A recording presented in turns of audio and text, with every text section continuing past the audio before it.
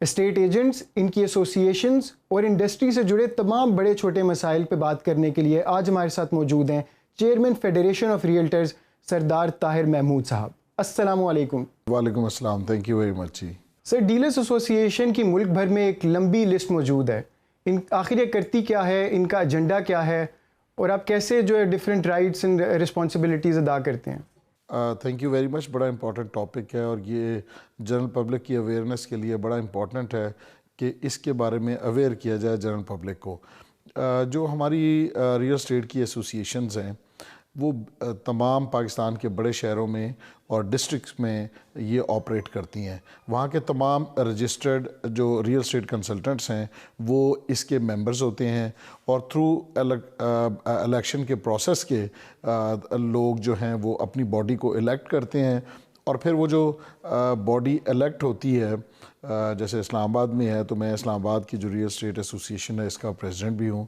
तो यहाँ पे हमारे इस वक्त तकरीबन 3200 के करीब मेंबर्स हैं जो रजिस्टर्ड रियल एस्टेट कंसल्टेंट्स हैं, जो इस्लामाबाद स्टेट एजेंट एसोसिएशन के साथ रजिस्टर्ड हैं और एक्साइज एंड टैक्सेशन लाइसेंसिंग का काम करती है इन स्टेट एजेंट्स को कि इस्लामाबाद में कारोबार करने के लिए आपको लाइसेंस जो दिया जाता है वो एक्साइज एंड टैक्सेशन आपको एक लाइसेंस इशू करती है। और उसके बाद इस्लामाबाद स्टेट एजेंट एसोसिएशन का मेंबर बनने के लिए उसका आपको मेंबरशिप फॉर्म फिल करना होता है, उसकी जो तमाम रिक्वायरमेंट्स हैं वो पूरी करनी होती हैं और उसके बाद आपको मेंबरशिप का सर्टिफिकेट और मेंबरशिप कार्ड जो है वो इशू किया जाता है। फिर इसके हर 2 साल के बाद इलेक्शंस होते हैं और इलेक्शन प्रोसेस के ज़रिए ही इसकी जो नुमाइंदगी है रियल एस्टेट एजेंट्स की उसको चुना जाता है। 2018 में जो इलेक्शन हुए थे उसमें मैं इलेक्ट हुआ था और अब हमने सैटरडे को अपनी जनरल बॉडी की मीटिंग की है, नया इलेक्शन कमीशन का चुनाव किया है। इंशाल्लाह आने वाले महीने के अंदर अंदर हमारे इस्लामाबाद के इलेक्शंस दोबारा हो जाएंगे और यहाँ की जो नुमाइंदगी है वो इलेक्टेड लोगों के पास चली जाएगी वापस। उसके बाद ये जो तमाम सिटी की एसोसिएशंस हैं ये मिल के एक फेडरेशन ऑफ रियल्टर्स पाकिस्तान बनाती हैं। वो भी अगेन एक ऐसा प्लेटफॉर्म है जो इलेक्शन के ज़रिए वहाँ पे भी प्रेसिडेंट और उनकी पूरी बॉडी का इंतखाब होता है और उस इंतखाब के नतीजे में ही रिप्रेजेंटेशन सामने आती है। तो मैं उसका भी अल्हम्दुलिल्लाह इस वक्त सिटिंग प्रेसिडेंट हूँ। इनकी रिस्पॉन्सिबिलिटीज़ क्या हैं? मैं बताता हूँ कि बेसिकली ये ब्रिज करते हैं बिटवीन रियल एस्टेट कंसल्टेंट्स और क्लाइंट्स अगर कोई डिस्प्यूट आता है। इसके अलावा जो मुतल्लिका डेवलपमेंट अथॉरिटीज़ हैं उनके साथ कोलैबोरेट करके प्रॉपर्टी मैनुअल से लेके रजिस्ट्रेशन के अमल से लेके और वहाँ पर रियल एस्टेट एजेंट्स को ट्रांसफ़र के दौरान या रियल एस्टेट एजेंट्स के जो क्लाइंट्स हैं उनके जो आने वाली मुश्किलात हैं या कॉम्प्लिकेशंस हैं उनको रिज़ॉल्व करने में अपना किरदार अदा करती हैं। जैसे इस्लामाबाद में कैपिटल डेवलपमेंट अथॉरिटी है, हाउसिंग फाउंडेशन है और दीगर DHA है या और बहुत सी हाउसिंग के प्रोजेक्ट्स हैं जो कि जो इस्लामाबाद में मौजूद हैं। तो उन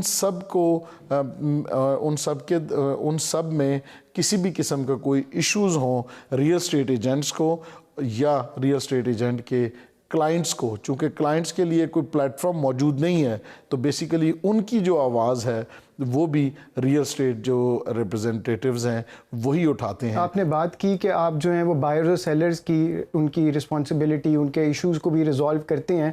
इसके ऊपर हमने आवाम से जो है वो राय ली है, ज़रा पहले वो सुनते हैं, फिर मैं आपसे पूछूंगा कि वो कौन से पॉलिसी इक़दामात हैं जो आप लोग एसोसिएशन लेते हैं to make a structured issue resolving mechanism. Property dealers cheat करते हैं, कस्टमर बायर से कुछ कहते हैं और सेलर से कुछ कहते हैं। उन दोनों के अंदर मतलब वो डायरेक्ट भी हो जाते हैं, मतलब बायर जो होता है उसको कुछ और कहानियां करा देते हैं। फ्रॉड भी होता है, आपके नाम पे है तो मुझे देंगे, मेरे नाम पे है तो तीसरों को देंगे। कोशिश इंसान को ये करनी चाहिए कि जो पुराने बिल्डर हैं और वो जो जिनका नाम है कि भाई ये फ्रॉड नहीं करते, उनको जो है कोशिश करें कि उनसे राब्ते रखें। यही आवाम से अपील है कि वो इस धोखेबाजों के उसमें चुंगल में ना आए। जो भी रजिस्टर्ड शुदा एजेंसियाँ हैं या रजिस्टर्ड स्कीमें हैं गवर्नमेंट से अप्रूव है तो उस पर ही अपने पैसे लगाएं। बिल्कुल वास्ता पड़ा है सारी कुछ उसमें झूठ चीटिंग, ख़ास तौर पे ये गवर्नमेंट वाले और ये यहाँ इसी मुताबिक आपका करके ये जो हमारे बने हुए KDA, MDA, LDA वगैरह ये सारे करप्शन के गढ़ हैं। ये है कि कोई भी प्रॉपर्टी या कोई चीज़ें भी खरीदने से पहले ये ज़रूरी है कि उसकी छानबीन कर लें। आसान तो नहीं है लेकिन हमारे यहाँ सिस्टम असल में इस तरह की ये चीज़ें ज़रूरी है, पहले कर लें तो ये हमारे हक़ में बेहतर है। सरदार साहब, आपने ये देखा, इसके ऊपर जो मुझे जो समझ आई है वो ये कि आवाम के अंदर एक गुस्सा है, एक फ्रॉड की बात करते हैं, लेकिन ये तो बीच में ब्लैक शीप्स हैं जो इस तरह की चीज़ें कर सकती हैं। आप एज एसोसिएशन जो हैं वो इसके ऊपर कोई बेहतर अमल सामने लेके आ सकते हैं। सर, सिस्टम के इश्यूज सामने आए हैं जी, गलत बयानी के इश्यूज सामने आए हैं। सर, इसके ऊपर एसोसिएशन मिलके इक़दामात कैसे करती है, मैकेनिज़्म कैसे डेवलप करती है कि इस तरह के इश्यूज हमेशा हल हों? देखिए, जो रियल एस्टेट की कंसल्टेंसी है पूरी दुनिया में, आप देख लें कि आप दुबई देख लें, वहाँ पे रीरा है जो इसको ऑर्गेनाइज़ करता है। इसी तरह अगर आप कनाडा में देखें, वहाँ पे अथॉरिटीज़ हैं। आप सॉलिसिटर के और रियल एस्टेट कंसल्टेंट के बगैर कोई भी प्रॉपर्टी सेल नहीं कर सकते, परचेज़ नहीं कर सकते। यहाँ पाकिस्तान में ये है कि हम इस सबसे बड़े एडवोकेट हैं कि जो रजिस्टर्ड एसोसिएशन और जो रजिस्टर्ड कंसल्टेंट्स हैं जिनका ये प्रोफेशन है, सिर्फ वही लोग इसकी कंसल्टेंसी प्रोवाइड करें। इसके लिए आपने देखा होगा ये FATF की कंडीशंस के बाद as a real estate agent को as a DNF BP registered किया गया है, designated non financial businesses and professions. इसमें ज्वेलर्स वाले और चार्टर्ड अकाउंटेंट्स के साथ रियल एस्टेट कंसल्टेंट्स हैं जिनको इस सारे रियल एस्टेट को ऑर्गेनाइज करने के लिए उनको as a DNF BP registered किया गया है। तो हम ये समझते हैं कि इसी तरह का जो रेगुलेटर है उससे जो रजिस्टर्ड शुदा लोग हों, जो इसके अलावा वो रियल एस्टेट कंसल्टेंट्स जो किसी एसोसिएशन के मेंबर्स हों, उन्हीं के साथ आप कारोबार करें जिनका ये प्रोफेशन है, जो 20 साल से 25 साल से 5 साल से 10 साल से जिनका एक ट्रैक रिकॉर्ड है, उनके साथ आप बिज़नेस करें। बाकी अगर डेवलपर है तो डेवलपर की हद तक रावलपिंडी डेवलपमेंट अथॉरिटी है, जैसे कैपिटल डेवलपमेंट अथॉरिटी है, KDA है, इन सब की रिस्पॉन्सिबिलिटी है कि मार्केट में अगर कोई डेवलपर बग़ैर किसी NOC के या बग़ैर किसी अप्रूवल्स के काम कर रहा है तो वो इनका प्रोग्रेटिव है कि वो इसको देखें, आवाम को इससे टाइम के ऊपर लोगों को इन्फॉर्म करें कि आप इसके साथ कारोबार ना करें। वो बैठ के देखते रहते हैं, जब लोगों का सरमाया वहाँ पे लग जाता है तो उसके बाद एक इश्तहार दे के वो अपनी जान खलासी कर लेते हैं कि हमने तो इश्तहार दे दिया था और लोगों को अवेयर कर दिया था। तो ये सारी चीज़ें इस मुआशरे में जैसा हमारा मुआशरा चूँकि कम पढ़ा लिखा है तो यहाँ पर कॉम्प्लिकेशंस ज़्यादा होती हैं, लोग वेरिफिकेशन बहुत ज़्यादा नहीं करते। अब देखें RDA की वेबसाइट हो, CDA की वेबसाइट हो, इनके ऊपर जो तमाम रजिस्टर्ड हाउसिंग के प्रोजेक्ट्स हैं उनके NOCs आप वहाँ जाके देख सकते हैं। बहरहाल इन इदारों में भी रीवैम्प करने की बहुत ज़रूरत है। इन इदारों की अपनी जो परफॉर्मेंस है उसके ऊपर बहुत बड़ा क्वेश्चन मार्क है। एक ट्रांसफ़र के लिए अगर आप CDA में जाते हैं तो हमारी एसोसिएशन के से पहले यहाँ पे बहुत सारी ज़्यादा कॉम्प्लिकेशंस थी। हमने प्रॉपर्टी मैनुअल के अंदर बहुत सारी चेंजेस करवाई और जो NDC NOC जो 2-2 महीने लग जाया करते थे, एक घर बेचना है तो उसका NOC लेना है, तो उसके लिए हमने वक्त मुकर्रर करवाया कि विद इन 4 डेज़ आपको पाबंद है CDA के विद इन 4 डेज़ वो आपको उसका NOC प्रोवाइड करेगा। फैमिली ट्रांसफ़र्स के ऊपर पहले लोगों को बहुत मुश्किलात हुआ करती थी, तो हमने उसकी NOC की जो शराइत हैं BCS के NOC की वो थोड़ी सी हमने सॉफ्टन करवाई हैं कि एक ही फैमिली के अंदर लीगल हेयर्स में ट्रांसफ़र हो रहा है तो आप उनसे एफिडेविट लेके ट्रांसफ़र करें। सरदार साहब, ये तो बिल्कुल आपने सही बात की। इसमें इम्प्रूवमेंट्स भी आई हैं। कुछ ये जो वॉक्स पॉप था, जो लोग हमने राय जो ली, उन्होंने भी ये बात की कि भाई हमें ख़ुद जांच पड़ताल करनी चाहिए। एट दी एंड रिस्पॉन्सिबिलिटी जो पैसा लगा रहा है उसकी सबसे ज़्यादा है। इसके साथ साथ आपने पहले बात की कि FBR ने जब जो रजिस्ट्रेशन का अमल शुरू किया है तो उसके अंदर जो हमारे ज़राए हैं वो कहते हैं कि अभी सारे के सारे या एक काफ़ी कम महदूद में लोगों ने रियल एस्टेट एजेंट्स ने रजिस्ट्रेशन की है। 22,000 हैं या 25,000 हैं। क्या आप लोग as chairman federation of realtor वो कौन सी चीज़ें कर रहे हैं जिसकी वजह से ये अमल पूरा होगा और रियल एस्टेट एजेंट्स जो हैं वो सारे के रजिस्ट्रेशन का हिस्सा बनेंगे? हमने DNFBP रजिस्ट्रेशन में बड़ा इम्पोर्टेंट रोल प्ले किया है। हमने जो अवेयरनेस सेशंस थे वो हमने ख़ुद अपनी कॉस्ट के ऊपर अरेंज किए।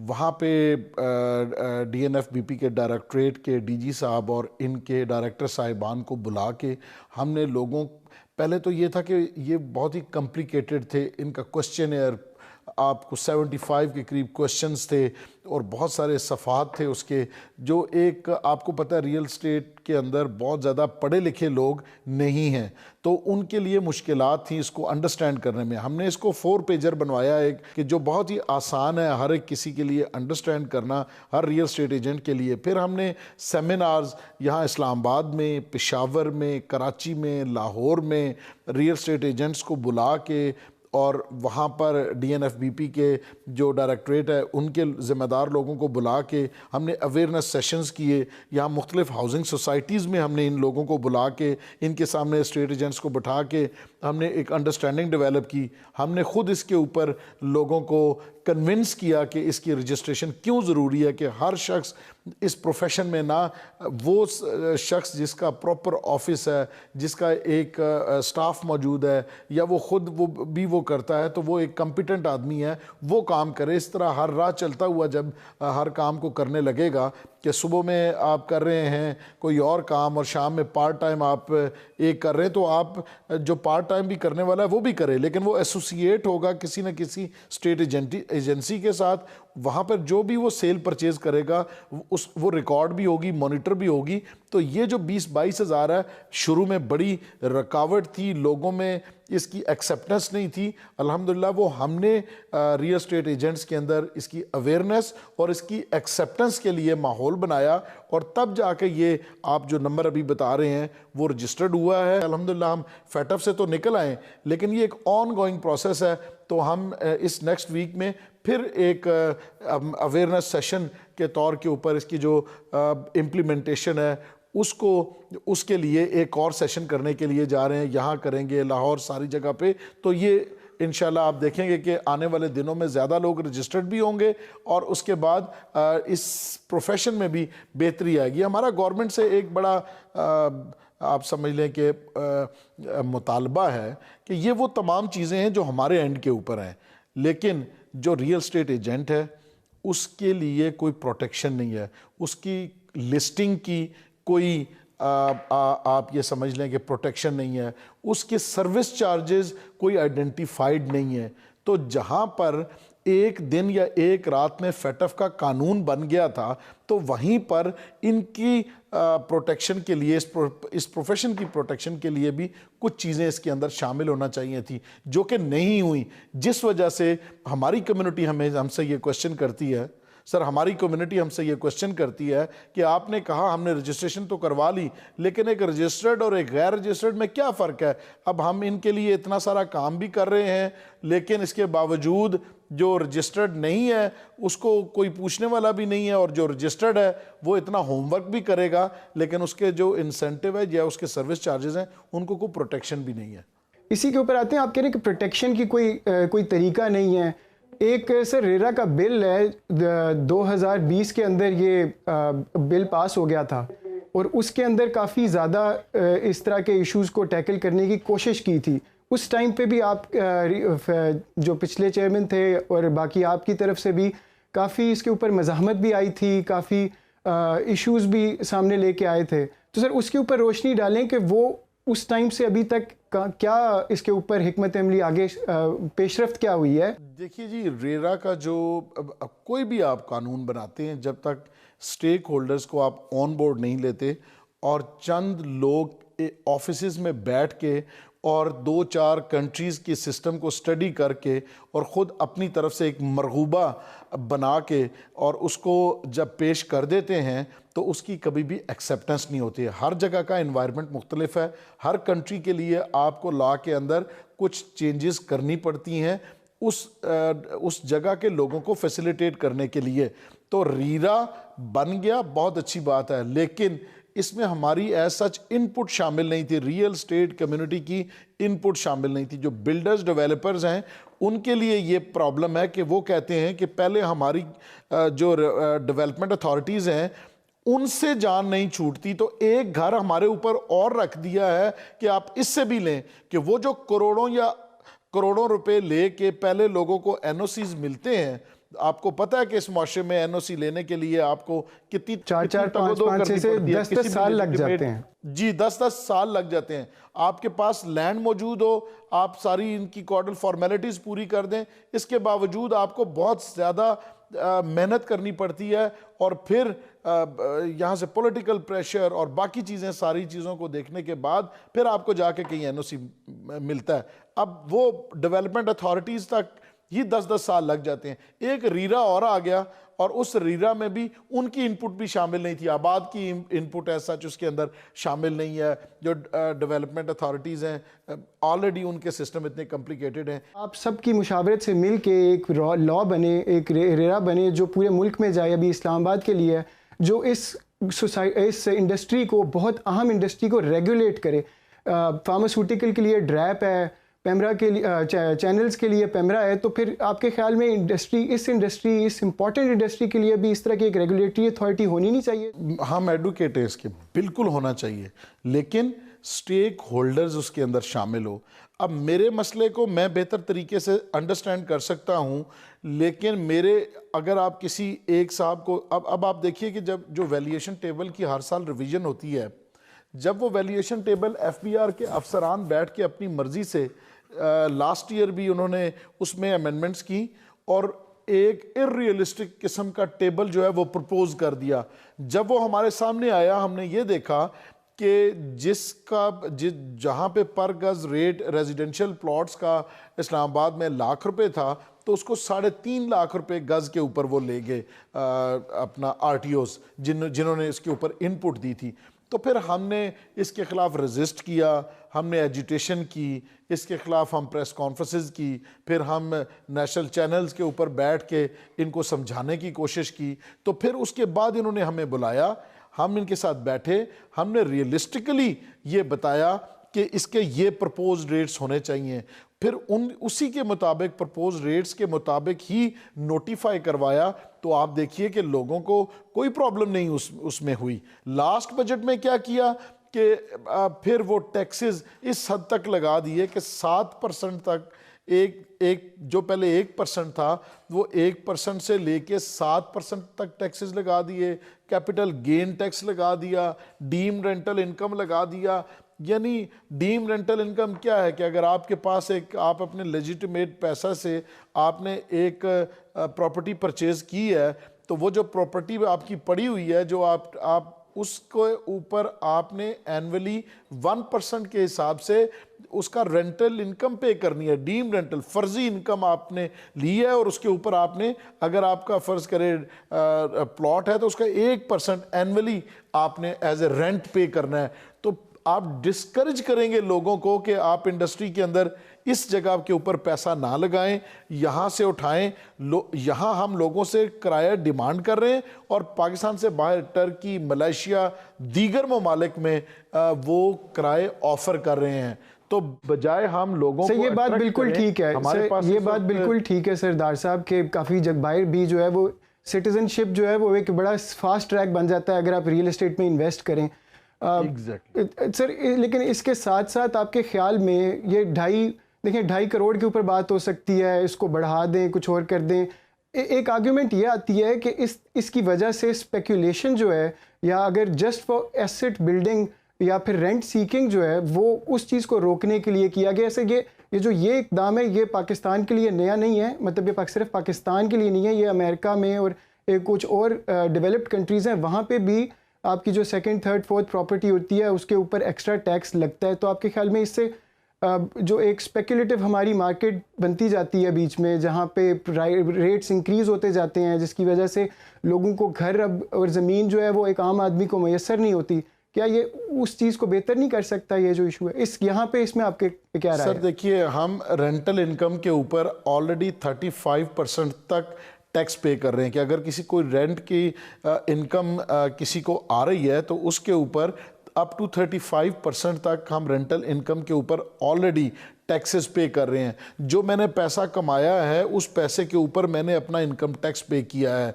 मेरी वाइट मनी है, उस वाइट मनी से मैंने कोई प्रॉपर्टी परचेज की है, तो वो मैं कब तक उसके ऊपर टैक्सेस लेयर्स के ऊपर 100 किस्म के ये टैक्सेस हैं जो बार बार और हर साल में ये टैक्सेस पे करता रहूँगा। तो आपने अगर रीरा बनाया है बगैर स्टेक होल्डर्स के, इसका मतलब ये है कि आप इस इंडस्ट्री को डिस्करेज करना चाहते हैं। आप ये चाहते हैं कि इस इंडस्ट्री को लोग छोड़ के आपके पास लोग पैसा रखने के बजाय दुबई में चले जाएं, मलेशिया में चले जाएं, टर्की में चले जाएं, या वो ममालिक जहां पे लोग सिटीजनशिप ऑफर कर रहे हैं। कैपिटल फ्लाइट इसी वजह से हो रहा है। और जो ये समझ रहे थे कि हमने ये टैक्सेस इतने ज़्यादा किए हैं तो इसकी वजह से शायद रेवेन्यू जनरेशन बहुत ज़्यादा होगी, तो बेसिकली रेवेन्यू तो डिविडेंड है। अगर आपकी कोई चीज़ सेल परचेज होती है तो उसका डिविडेंड है रेवेन्यू, आपका टैक्सेस हैं। लेकिन जब आपने उसको स्क्वीज कर दिया और आपका एक गवर्नमेंट आती है उसकी प्रायोरिटी डिफरेंट होती है 2 साल पहले, फिर उसके बाद यहाँ पे गवर्नमेंट चेंज होती है, उसकी प्रायोरिटी चेंज हो जाती है। कोई लॉन्ग टर्म पॉलिसी नहीं है कि एक मुझे पता हो कि अगले 5 साल मेरे साथ क्या होना है, मैं उस हिसाब से 5-7 साल का या 10 साल का प्लान किसी अपने लोगों को बाहर जो हैं एक्सपर्ट्स हैं उनको दे के यहाँ पे इन्वेस्टमेंट लेके आऊँ। अभी किसी को कुछ पता नहीं है कि जो अगला बजट आएगा तो क्या यही पॉलिसीज होंगी या इसके अंदर कोई चेंज आ जाएगा। नाजरीन, इंपॉर्टेंट और बहुत इंटरेस्टिंग डिस्कशन हो रही है सरदार ताहिर साहब के साथ। See you after the break. Welcome back नाजरीन, हम सरदार ताहिर साहब के साथ बात कर रहे हैं। बहुत ही इंटरेस्टिंग इंसाइट उन्होंने दी है। सरदार ताहिर साहब, मिफ्ता इस्माइल साहब ने जब बजट पेश किया तो उस टाइम इसको अनप्रोडक्टिव भी करार दिया। आपके ख्याल में इतनी इंपॉर्टेंट इंडस्ट्री है, ये सेकंड मोस्ट एम्प्लॉयमेंट जनरेट करती है आफ्टर एग्रीकल्चर, तो ये आपको ये इतना तजाद आपको क्यों नज़र आता है यहाँ पे कि एक अब देखें 1 साल के अंदर 2 साल के अंदर पूरी की पूरी इंडस्ट्री का रुख जो चेंज तो नहीं हो जाता, तो फिर ये तजाद क्यों है? ये तजाद इसी वजह से है कि जब आप बैठेंगे सिर्फ एक ख़ास माइंडसेट के साथ बैठ के आप उनके साथ डिबेट करेंगे तो वो आपका माइंड मेकअप करेंगे एक ख़ास समत में जो उनको सूट करती है।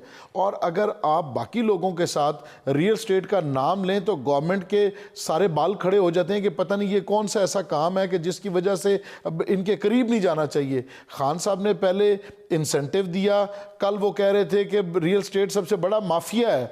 तो जो एक शख्स एक बात करता है वो 4 दिन के बाद नई स्टोरी लेके आ जाता है। किसी को इस काम की अंडरस्टैंडिंग नहीं है। दुबई सारा बना रियल स्टेट के ऊपर है। हमारा चाइना जो है सारा अर्बनाइजेशन की वजह से डेवलप हुआ है। इसी तरह मलेशिया और बाकी लोग सिटीजनशिप जो ऑफर कर रहे हैं वो रियल स्टेट में ही लोगों की इन्वेस्टमेंट करवा रहे हैं। तो जब बाहर लोग करवा रहे हैं तो भाई हमारे लोग बाहर हैं 20-25 लाख, वो यहाँ पे इन्वेस्टमेंट करना चाहते हैं, वो फैक्ट्री नहीं लगा सकते। एक शख्स जो वहाँ पे टैक्सी कर रहा है उसके जो पैसे बचते हैं उससे वो यहाँ पे एक फ्लैट खरीद सकता है, एक घर खरीद सकता है या एक प्लॉट खरीद सकता है, उसकी इंस्टॉलमेंट पे कर सकता है। तो आप उसको कैसे मजबूर कर सकते हैं कि आप उसका पैसा इंडस्ट्री में लगाएं? कौन सी इंडस्ट्री है? स्टॉक एक्सचेंज है, एक दिन 50,000 रुपये होती है, अगले दिन 25,000 रुपये होती है। वो तो एक सिर्फ स्टॉक एक्सचेंज जो है वो उसको समझने के लिए आपको बहुत ज़्यादा स्टडीज़ की ज़रूरत है और बहुत बड़ा मैकेनिज्म हो, वरना आपके पास तो जो थोड़े बहुत पैसे होंगे वो तीसरे दिन आप उस स्टॉक एक्सचेंज सर सब कुछ डुबो के बाहर आ जाएंगे। मैं इससे ये रियल स्टेट का काम ऐसा है। मैं इससे एग्री करता हूं सर आपकी बात से कि जब